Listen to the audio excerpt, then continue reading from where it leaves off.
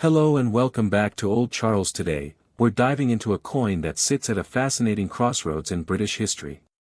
It's a coin you almost certainly have held in your hand, but perhaps never really seen.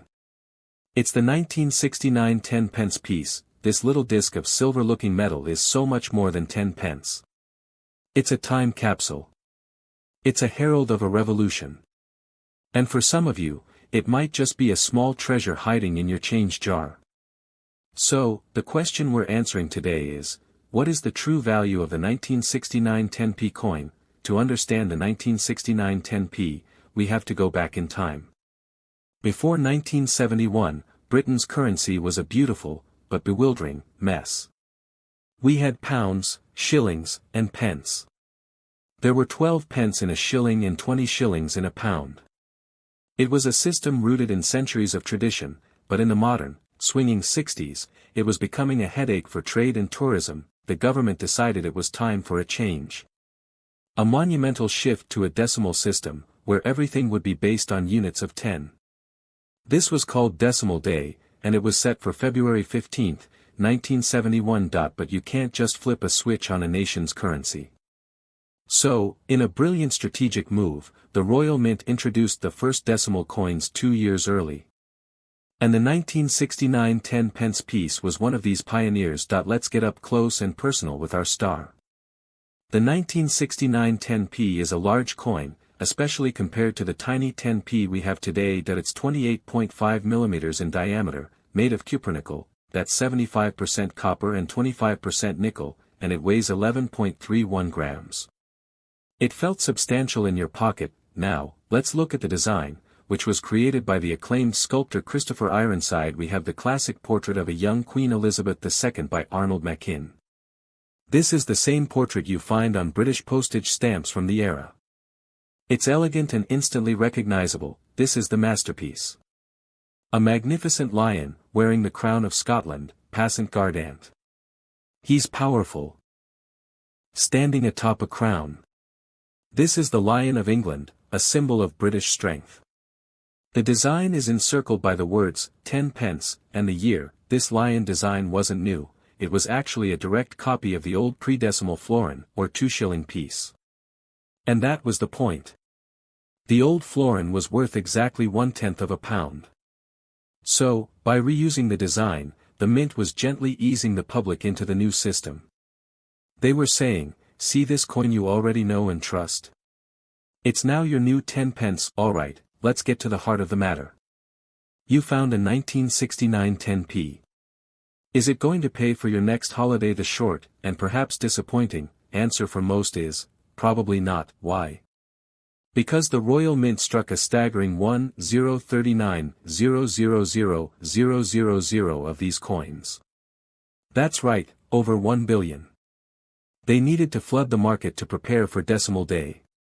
So, in circulated condition, that means worn, with scratches, and the lion's details softened, a 1969 10p is still just worth its face value, 10 pence. Close-ups of different coin conditions, good, very good, extremely fine, uncirculated.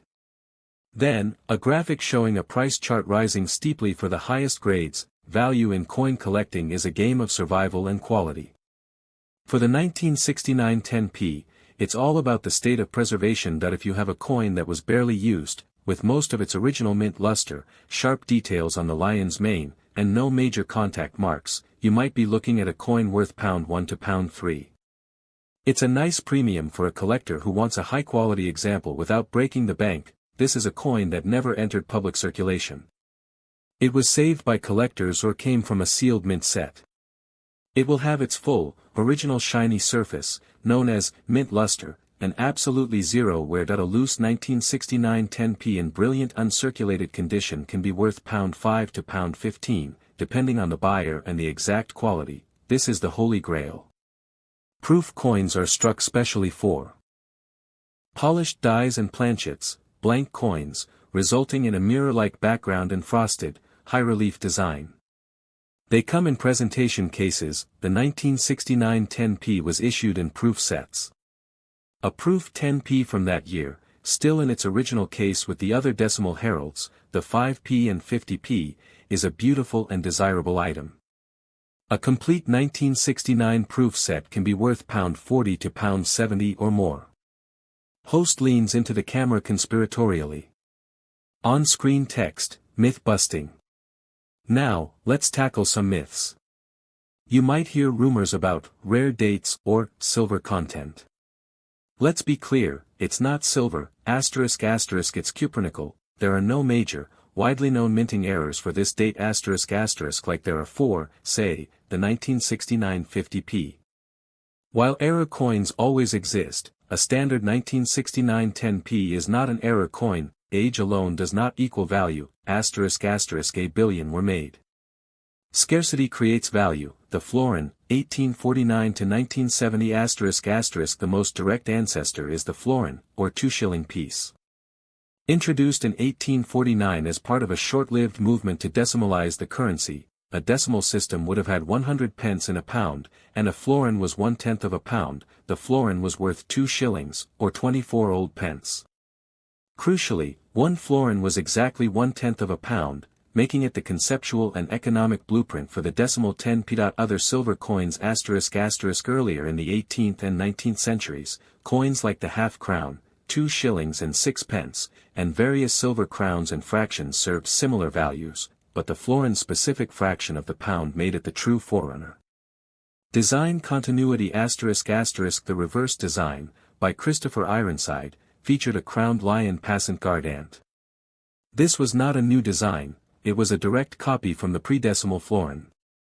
This was a deliberate and clever move to create a sense of familiarity and trust during a period of significant change. Composition these first decimal 10p coins were struck in cupronickel, 75% copper, 25% nickel, giving them their distinctive silver appearance. Circulation, 1971 to 1992 after Decimal Day, this large 10p became a workhorse of the UK economy, circulating alongside the old florin, which was officially demonetized in 1993.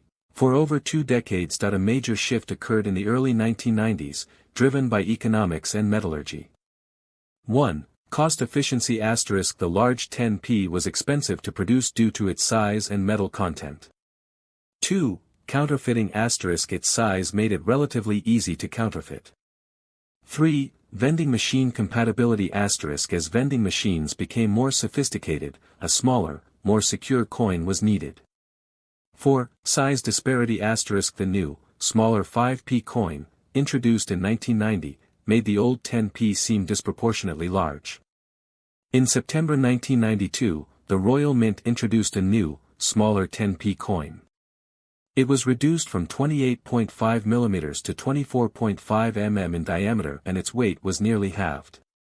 Crucially, the design remained exactly the same, Ironside's crowned lion. This was to ensure public acceptance.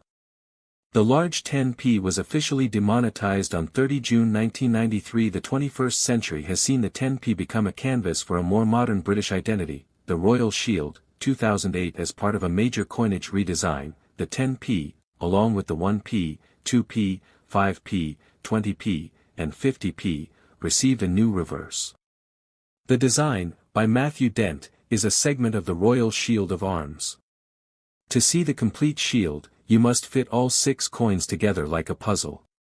The 10p coin features the first and fourth quarters of the shield, showing the 3 passant guardant lions of England. ABCs and 1-2-3s, 2018 In 2018, the Royal Mint issued a special series of 26 10p coins, each featuring a different design celebrating things quintessentially British, from for Angel of the North to Z for Zebra Crossing.